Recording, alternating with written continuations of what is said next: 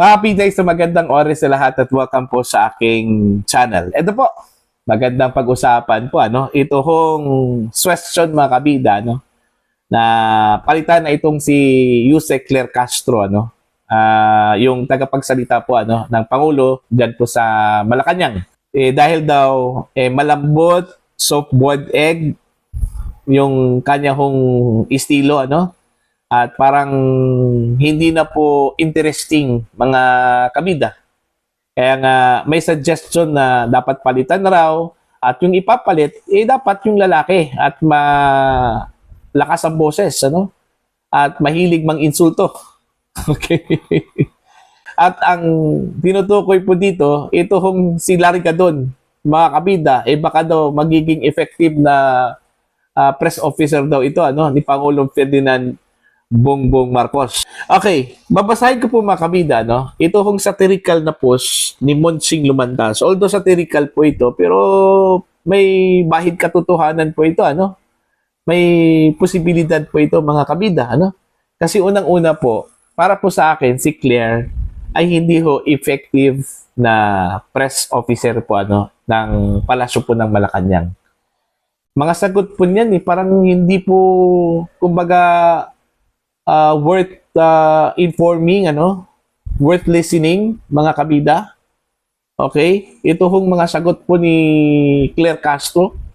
Puro na lang po buwelta, wala naman po tayong naririnig mga kabida, o meron man po pero bihira lang po, ano, na makarinig ho tayo ng mga magagandang ginagawa po ng administrasyong ito.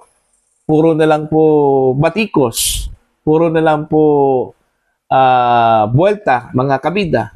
Pwede ba na kahit isang press con lang po, ano, press briefing, magbalita ho tayo ng informative, okay, para ho sa taong bayan, kung ano na po yung estado ng mga ginagawa po ng Pangulo, mga proyekto, mga programang ginagawa po ng Pangulo, ano? Hindi pwedeng puro na lang batikos, Duterte, etc., etc., no? Puro politika, mga kabida. Okay? Kaya nga, nasasawa na po yung mga tao, ano, sa kakikinig po mga kabida dito ho kay Yusek Claire Castro, ano po. Dami ko pong nababasa, ano? Kahit na po yung mga pro Marcos admin, may mga suggestion mula po sa kanila, ano, na dapat palitan na daw ito kung si Claire Castro kasi hindi ho effective. Kumbaga, imbes na nakakatulong para ho sa promotion po ng Marcos administration at sa Pangulo po mga kabida, ay nakakasira daw. Okay? Kaya siguro, sinulat po ni Monsing Lumandas po itong kanyang article, itong isang satirical po na article po ito, ano? Okay? Kasi ho, parang kahit siya siguro, hindi na po natutuwa, no, sa ginagawa po ni Yusek Castro po mga kabida, no, sa kanyang trabaho.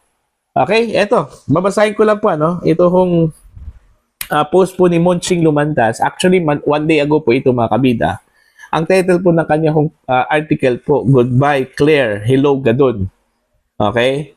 Habang lumulubog na sa kontrobersiya ang Marcos administration, isa ang napansin ng taong bayan. Si Attorney Claire Castro bilang presidential spokesperson ay parang soft-boiled egg, malambot, walang lasa at madaling mabasag. Ayan.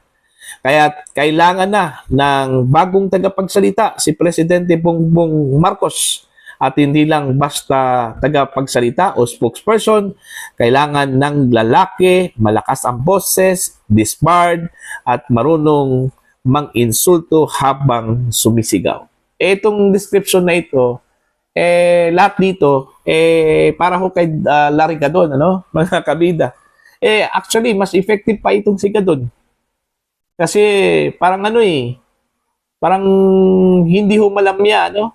Kumbaga, entertaining, kahit na po nang iinsulto po mga kabida, no? Pero yun nga, kung ang pag-uusapan po natin kung makakabuti ba ito, ano, sa promotion po ng Marcos administration, positive note, ano, para po sa Marcos administration at kay Pangulong Marcos, medyo para sa akin, bahala na po. Walang spokesperson, basta hindi lang po si Gadon, ano, mga kabida. Okay?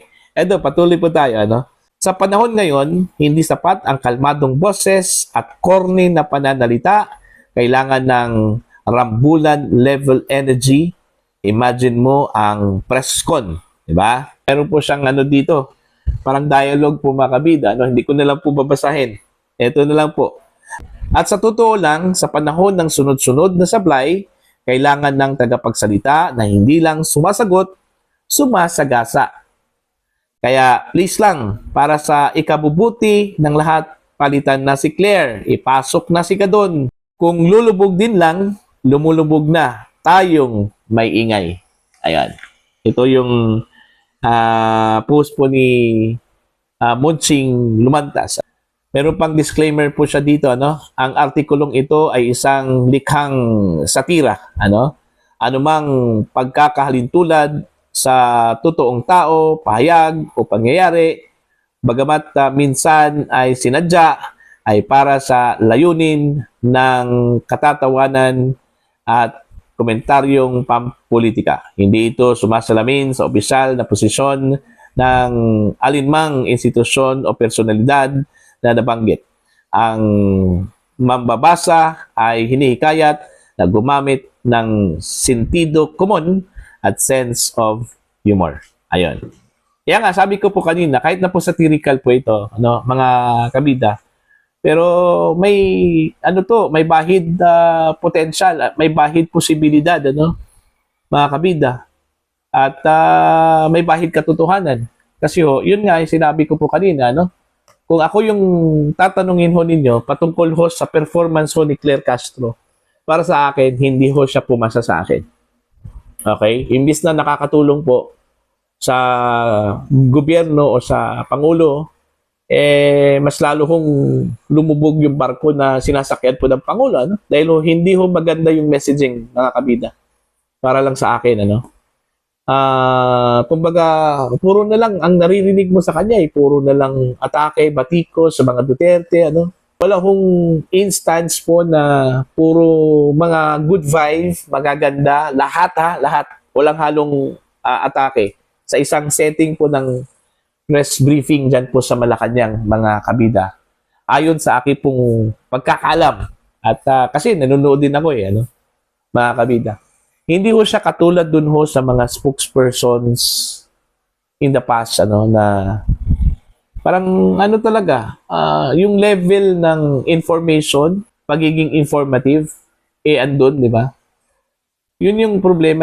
Hindi ko alam kung yun talaga yung role ni Attorney Castro, ano? Yun yung binigay po sa kanya, no? Baka ginampanan lang po niya yung kanyang trabaho, yung role, yung specific role na binigay po sa kanya po makabida ng Pangulo o ng Malacanang, ano? Hindi ho siya nakakatulong sa pamahalaan, hindi po siya nakakatulong po makabida sa Pangulo, ano.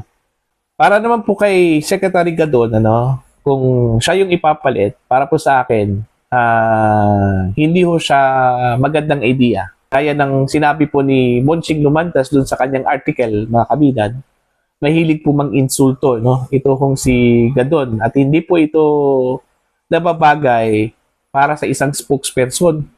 Kasi pag sinabi pong spokesperson po makabida, siya yung taga-convey ng salita po ng Pangulo. Yung stance po ng Pangulo, ano? At hindi dapat haluan po ng pang-iinsulto. Yun kasi yung personalidad po ni Gadon, di ba? Sa mga vlogs po niya, mahilig po siya mang-insulto, mga kabida. So hindi po siya fit para sa akin. Siguro the likes of Attorney Karen Jimeno, the likes of Mike Toledo, tipong ganong klaseng spokesperson po makabida. Yun yung dapat po para sigurado yung messaging po ng gobyerno is clear. Okay? Clear masyado, malinaw pagdating ho sa mga mamamayan na nakikinig po makabida at nanonood po Okay? Para wala hong misinterpretation at misconception doon ho sa message ng Pangulo na idinaan po sa pamamagitan po ng tagapagsalita ng Pangulo natin, mga kabida. So yan lang po para po sa inyo. Ano po ang inyong take ho dito? swak na swak ba ito kung siga dun para sa inyo in replacement po kay Yusek Castro mga kabida?